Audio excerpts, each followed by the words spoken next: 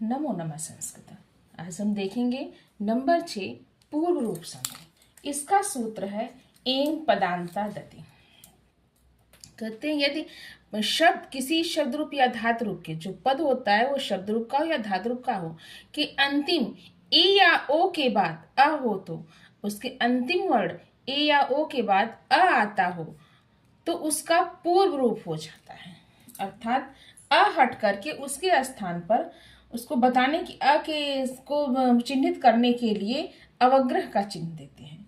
जैसे हरे धन अव, अब यहाँ ए के बाद अ आया है तो इस स्थान पे अ हट करके अवग्रह हो जाएगा, उसका हो जाए हरेव। इसी तरीके से को धन अपि, को अपि, यहाँ पे अवग्रह चिन्ह हो जाएगा अ हट करके। ओ के बाद अ आया है तो अ हट करके उसके स्थान पर अवग्रह का चिन्ह हो जाएगा। विष्णु धन अव, विष्णुव।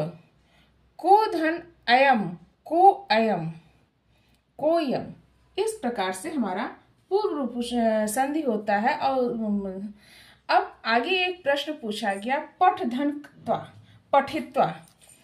अब इसने पूछा गया कि पठित्वा में दो बार तक क्यों आता है। पहली चीज यह है कि पठित्वा में दो बार तक नहीं आता है। लिखित धन कत्वा या पठित धन कत्वा अगर हम कर देंगे तो यह गलत है। किसी भी चीज संधि ऐसे नहीं होता पठित धन कत्वा कर दिए या लिखित धन कत्वा कर दिए। हम धातु जो होता है उसमें प्रत्यय जोड़ते हैं।